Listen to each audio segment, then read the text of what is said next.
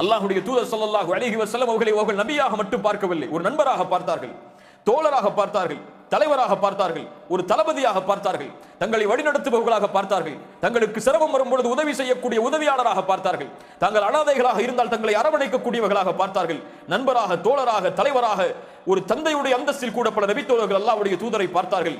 அவர்களுடைய திருமண நிகழ்ச்சியில் அல்லாஹ்வுடைய தூதர் கலந்து கொள்வார்கள். அவருடைய வீட்டில் ஒரு புதிய வீடு கட்டப்பட்டால் அதற்கு அல்லாஹ்வுடைய தூதர் அழைக்கப்படுவார்கள்.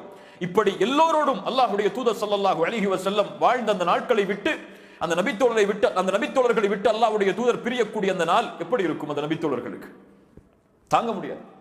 அல்லாஹ்வுடைய தூதர் ஸல்லல்லாஹு அலைஹி வஸல்லம் இந்த பூமியை விட்டு பிரிகிறார்கள். அதற்கு பிறகு ஒட்டுமொத்த நபித்தோழர்களுடைய வாழ்க்கையும் வித்தியாசமான முறையில் மாறுகிறது. அந்த நிகழ்வுகளை கொஞ்சம் பார்ப்போம். அபூபக்கர் சித்திக் ரலியல்லாஹு அன்ஹு, முஸ்லிம் ரஹிமஹுல்லாஹ் பதிவு செய்கிறார்கள், அனஸ் இப்னு மாலிக் அவர்கள் கூறுவதாக, அபூபக்கர் ரலியல்லாஹு அன்ஹு அவர்கள் உமரை சந்திக்கிறார்கள் ஒரு முறை, அல்லாஹ்வுடைய தூதருடைய மரணத்திற்கு பிறகு. உமர் அவர்களை வாருங்கள் நாம் உம்மு ஐமனை சந்தித்து வருவோம் ரலியல்லாஹு அன்ஹா. அல்லாஹ்வுடைய தூதர் தன்னுடைய தாய்க்கு பிறகு மதித்த மிகச்சிறந்த பெண் உம்மு ஐமன் பரக்கா. உம்மு ஐமன் ரலியல்லாஹு அன்ஹா தன்னுடைய தாயுடைய அந்தஸ்திற்கு பிறகு அல்லாஹ்வுடைய தூதர் மதித்த ஒரு பெண். அல்லாஹ்வுடைய தூதருடைய ஒட்டுமொத்த வாழ்க்கையிலும் அல்லாஹ்வுடைய தூதருக்கு உறுதுணையாக இருந்த பெண். அல்லாஹ்வுடைய தூதர் போர்க்களத்திலிருந்து திரும்பி வருவதை வரவேற்பதற்கு முதல் வரிசையில் காத்துக் கொண்டிருக்கக்கூடிய ஒரு பெண் உம்மு ஐமன் ரலியல்லாஹு அன்ஹா. அபூபக்கர் அவர்களும் உமர் அவர்களும் உம்மு ஐமனை பார்ப்பதற்காக செல்கிறார்கள். உம்மு ஐமன் அபூபக்கரையும் உமரையும் ரலியல்லாஹு அன்ஹுமா அவர்களை பார்த்தவுடன் கண்கலங்கி அழ ஆரம்பிக்கிறார்கள். எதையெல்லாம் நினைத்து அவர்கள் கவலைப்படுகிறார்கள் பாருங்கள்.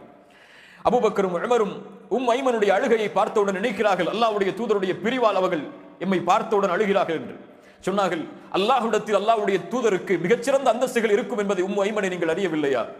உம்மு ஐமன் ரலியல்லாஹு அன்ஹா அவர்கள் சொன்னார்கள், நான் அளவில்லை, அல்லாஹ்விடத்தில் அல்லாஹ்வுடைய தூதருக்கு கண்ணியமான அந்தஸ்துகள் இருக்கும் என்பதை தெரியாமல் நான் அளவில்லை.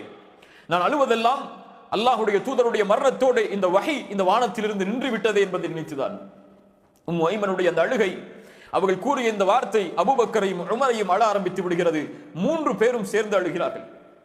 எப்படி அவர்களால் தாங்க முடியும்? வஹியை நேரடியாக பார்த்த நபித்தோழர்கள், வஹியை விரும்பியவர்கள், நபியோடு வாழ்ந்தவர்கள், அவர்களுக்கு அந்த நபியின் பிரிவு சாதாரண பிரிவல்ல.